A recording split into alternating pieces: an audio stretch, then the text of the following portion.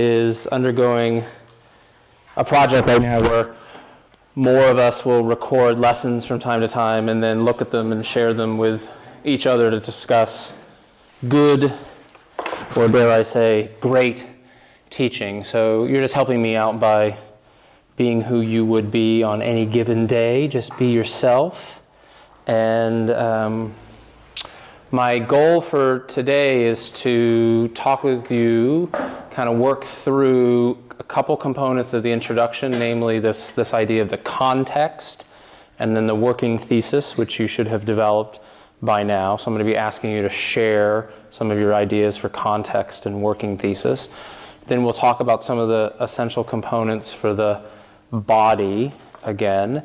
And ideally, we'll get to a place where we can, today and tomorrow, put up on the screen a couple of resources that people have already started looking at, that you've considered. And we'll talk about the relevancy of the source, and we'll talk about the credibility of the source, and we'll start talking about how you would kind of introduce or incorporate the source into the paper itself. So by the end of the week, everybody should have sort of a working introduction and an idea of the sources that you're going to incorporate into the body of the paper, so that when we come back from break, we can spend time talking about actually writing the body of the paper and doing that correctly by giving credit to our sources and so forth. So, questions? Katie? I was trying to tell you earlier, but may I please ask 15 minutes later for soccer? Of course. Yeah, that's fine. Okay. All right. So I think there are a few of you that are going to leave a little early today. Is that right? 3 people have asked? Okay. So if you do end up leaving early, make sure that you get notes from those, your peer or friend who stays. Okay? Okay. So let's go back through a couple of things that we've already discussed. And again, I'd like you to keep notes related to the research paper in your Google Doc so that you can refer back to them while you're actually writing. I'd rather that you have all the information related to the research paper in one place, not just in your notebook and then what you write in the Google Doc. So we talked the other day about the idea that an essay should have 3 essential components, and this is any essay, really, not just a research paper. So a research paper as a research essay is going to have something special, and that is the research that you conduct for the paper itself. When we're talking about an essay, what are the 3 critical components that we should be creating if we're the essay writer, or looking for if we're the reader of the essay?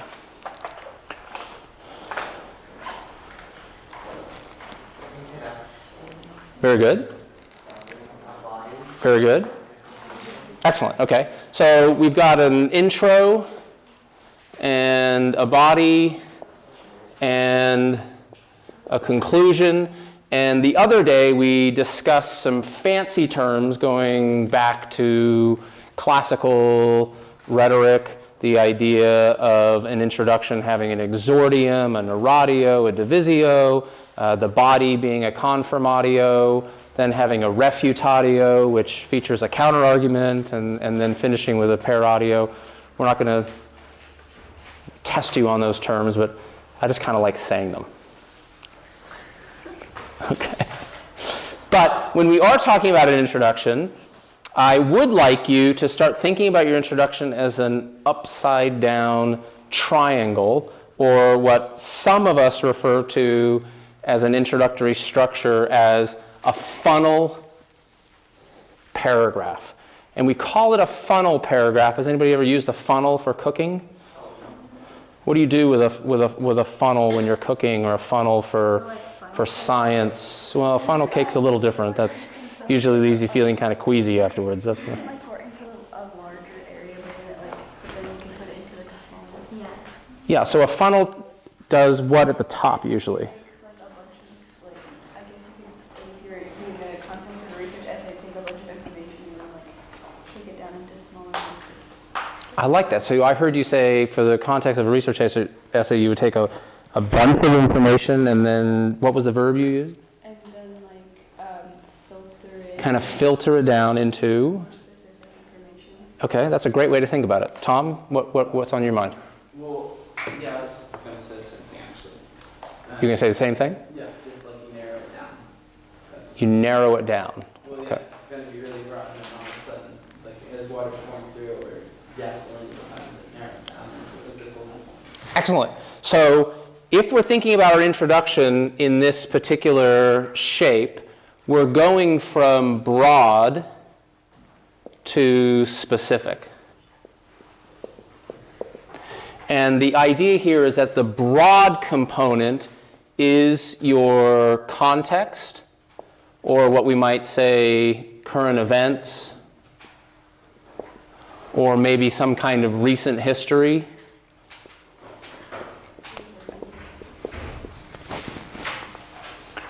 And then finishing with the specific component of your thesis.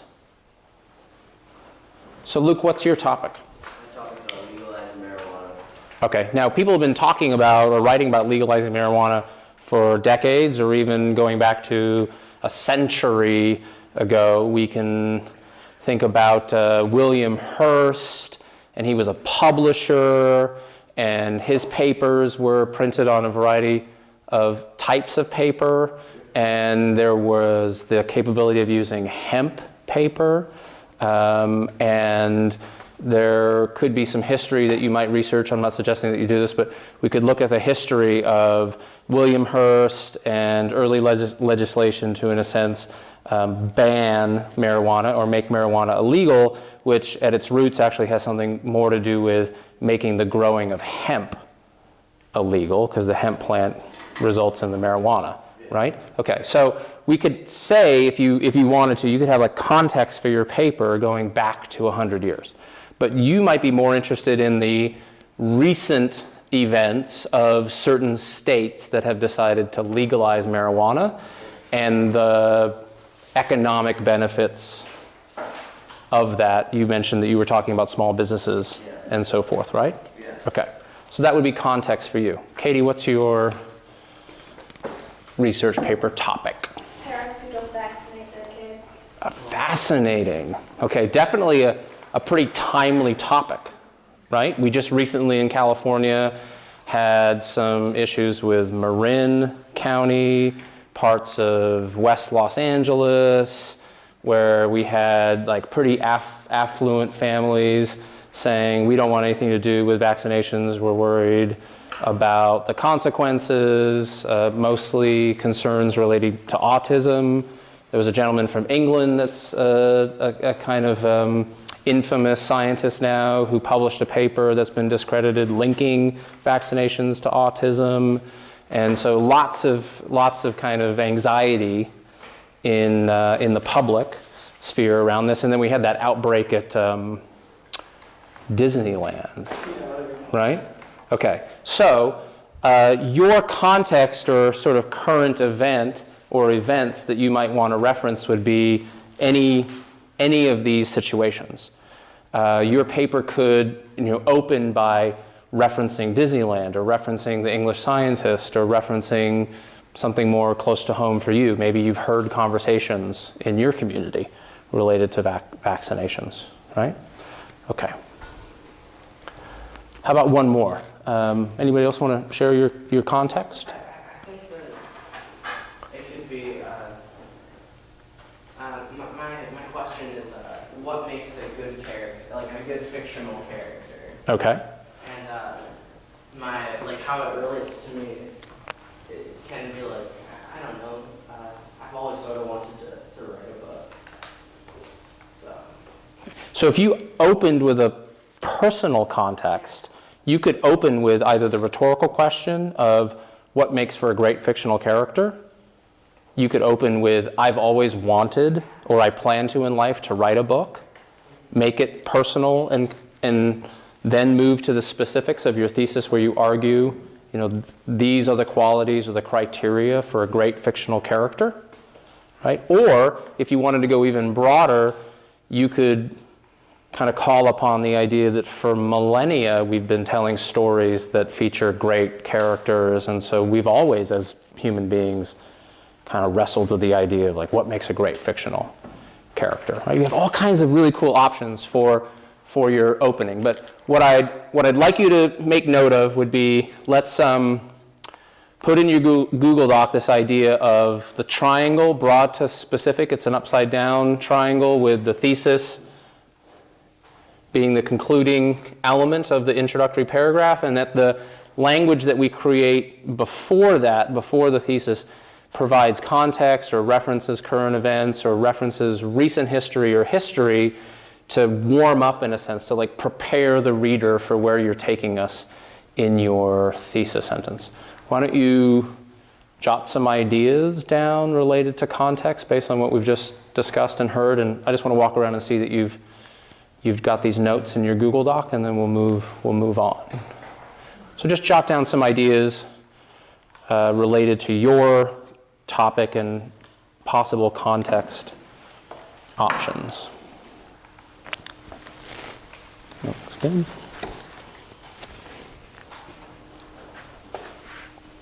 Very fancy.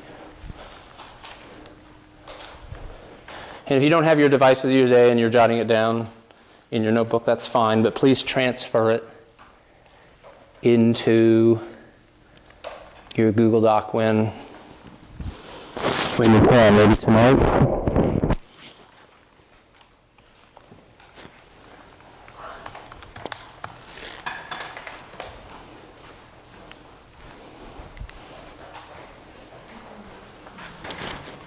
Does anybody need this on the board any longer? Okay.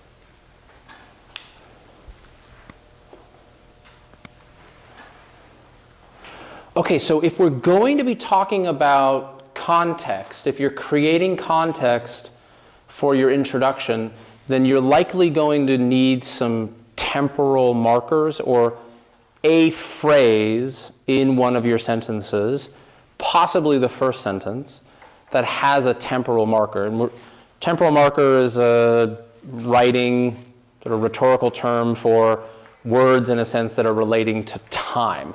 So if we think about a sequence of events in an essay or a short story, maybe you are writing a personal narrative as part of your college essay in time, you might have temporal markers such as first, then, next. So when we did the kind of make-believe short story together when we were talking about the summer reading novels, we did that short story where the character, first comes through the door, and then next crosses the room, and then lastly gets to the table and gets the coffee cup. The first and the next and the lastly, those are temporal markers. They help show the sequence of time, right? So for you, your temporal markers need to be, in a sense, a cue or a signal for us related to the context you are presenting. Are you saying that for a few years now, you've noticed or you've been paying attention to or you've been thinking about? Are you saying over the last decade, many newspapers or magazines or news stories have been related to or have drawn attention to? Are you saying this century, nothing has been more important than the discussion of, are you saying recently or just last week based on a current event, right? Or maybe something like within the past month or year. And so once you have the temporal marker, you kind of need to think about your actor, in a sense. Is it you, as in what's on your mind? So Cameron's thinking about what's on his mind with regards to fictional characters. Is it something related to legislation, or in this case, states, when we're talking about Luke's topic with legalization of marijuana? Or maybe for Katie's topic related to vaccinations, her actor or actors has something to do with doctors or parents or families. And so in a sense, you're saying over the last decade, doctors have been recommending, or this century, states have been debating with the federal government, or just last week, I overheard in my neighborhood parents arguing about. And so you pick the temporal marker and you pick, in a sense, the subject or subjects that are part of the context. Let's try it. Anyone want to give it a shot? What do you think your temporal marker and subject kind of actors would be? Go ahead.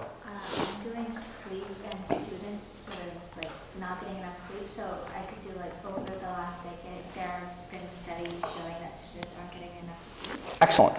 That's perfect. Jot that down before you go. Arjun? Recently, people in the United States have been committing suicide with the help of physicians. Okay. That's a fact, Yeah. right? You're going to get into the facts in the body of the paper. Okay. Is that a controversial topic? Well, my topic? Yeah. Yes. Yeah. So that opening sentence sets the stage for then introducing the controversy as part of the context as well. And then you get to go to your thesis where you say, I agree or disagree, I'm for or against physician-assisted suicide. Right? Excellent. Katie, do you have a question? Yeah, so in this essay, you can write from like I from first person. I am allowing you to use I for 2 places in the essay. I'm comfortable with, if this is your funnel introduction, I'm comfortable with I in the context. I'm also comfortable with I in the thesis. But after that, you don't really need to use it again. You might in the counter argument.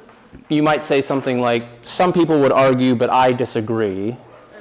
But mostly, since the writing itself is made up of declarative sentences, and because you're using other people's statements as part of your research, you don't need to open sentences or open paragraphs with I. So just in the intro then? In the intro, I'm comfortable with it. Okay? Yeah, have a great game. Go.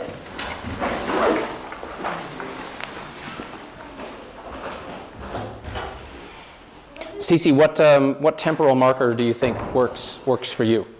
So I'm basically doing like the food and just like putting people with what are the best for people like to eat after doing a workout, but they don't like actually waste time.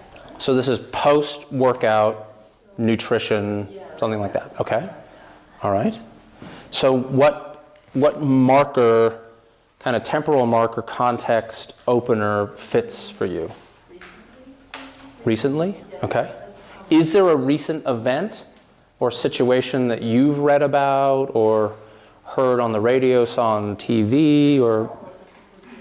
Doing this kind of thing, and then when it becomes popular, more people are just like getting healthy and losing weight and eating healthy, and just study a healthy way instead of using like a bad way. So probably like recently. Okay. So what I'm challenging you to do then is maybe see if you can find like a very specific situation that you can make kind of concrete and specific for your audience that reads your introduction. Okay. All right? Hadley, what temporal marker do you think would work for you? I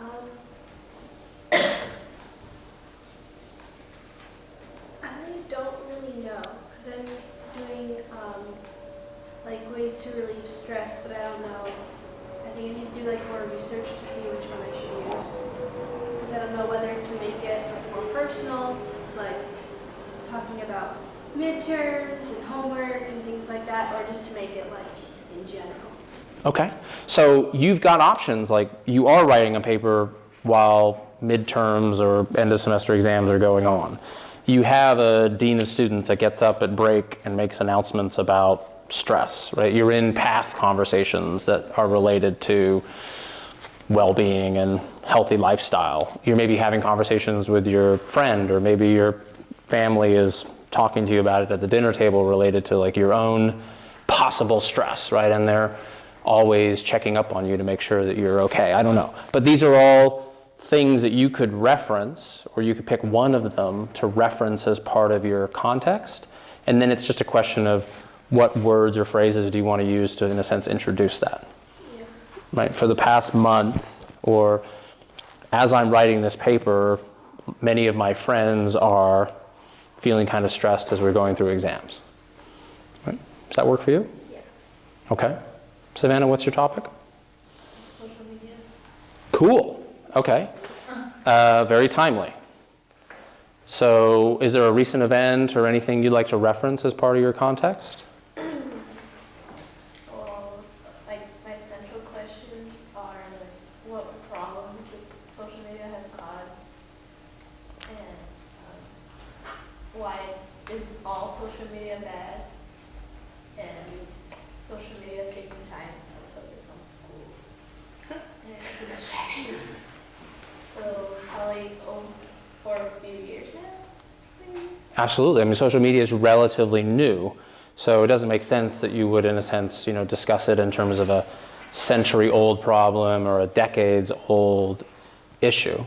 Right? It's really just within your lifetime, even, or half your lifetime, that we've had some of these tools. Okay, that's great.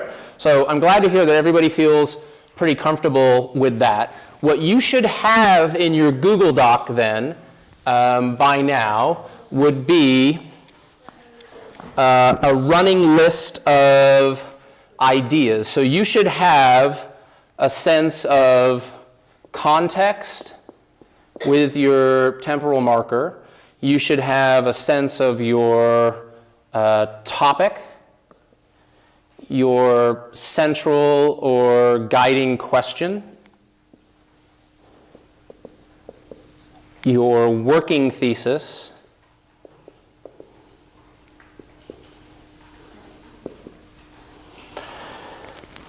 does that all sound right so far? I should be able to say to you something like, Lexiel, tell me your topic. And you would say, I comment about doing outdoor activities. The second question, your reaction time become faster after a person, who's staying feeding for a long time and just did some exercise for the reaction time speed up. So because I think reaction time can reflect how the person's health is and how the person is energized. So it might be indicating stuff of the benefit of doing outdoor activities. very good. So you have the beginnings of your paper, you're on your way, and in time, in the body, you're going to confirm the working thesis that you've created. You're going to argue the position that you're taking. And we will work towards having at least 3 what we'll call main ideas, 3 paragraphs. It maybe end up being more than 3 paragraphs, but kind of like 3 big points that you kind of hinge your paper on. And again, the 4th that I'm challenging people to consider would be this refutatio, or counter-argument.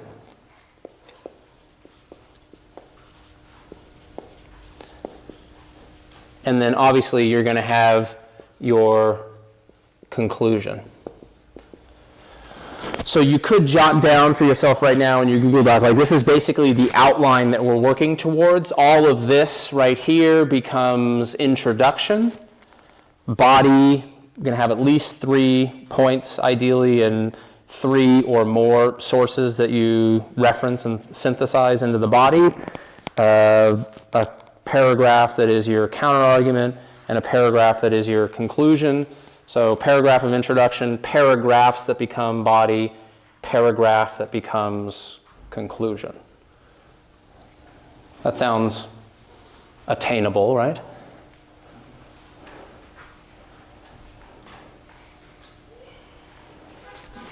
Question? Good? Okay. So let's finish with this for today, and then this is where we'll pick up for tomorrow. The last component of your Google Doc that I'd like to be able to start looking at, and I'd like to be able to leave notes for you before we return from break, and so you can have this to work with when we start writing, would be what I'm calling an annotated works cited. We used to call this an annotated bibliography. That was because biblio referred to books, and we use mostly books for our research. A lot of those books are now online. They're ebooks or they're on sites, plus we have all kinds of other electronic sources that we can look at. So we now call it works cited because this is the total body of works that are being cited in the paper. You'll have a works cited at the end of your paper, but as you're building your works cited as you go, what I would like to be able to see would be some statements related to the credibility and the relevance of your sources. So let's talk about these 2 ideas, and then tomorrow we'll start talking about how credible and how relevant some of the sources are that you've already found. Can someone give me a source that you are considering? Tom, what are you looking at? If you kind of quote as a source, there's a good John Kennedy quote. Like there's I don't know, it's like a site, it's like a bunch of ocean quotes by like famous people, like about it leading to happiness, and there's a John Kennedy quote that is powerful, and I think it's credible because he was like president. Okay, so the relevance is that it's related to the ocean. The relevance for you is that it's a powerful statement about the ocean. Yeah. And the credibility is that it comes from a celebrated president. Yeah. Okay, very good. Somebody else? A source that you're looking at or thinking about using? Brandon Sanderson's BYU lecture on what makes a good character. Excellent. And how he creates his Okay, so the topic sounds like it's relevant for your paper. Brandon Sanderson is, for those who don't know. He's a well-known, semi-well-known author and a professor at BYU. Okay, so the credibility is, and what I'd ask you to do when you put that link in your Google Doc, because let's say it's a link to, it's like a YouTube link to a lecture that he gives or an interview he gives. Underneath it, you would put credibility, BYU professor, published author. You don't have to get into like awards or things that he's been given, right? But relevance is, this is Sanderson talking about fictional character, the development of a character, it's a perfect fit for my paper, right? So sort of 2 sentences, you're just letting me know that this is a really good source for your paper, okay? We'll talk later about how do you incorporate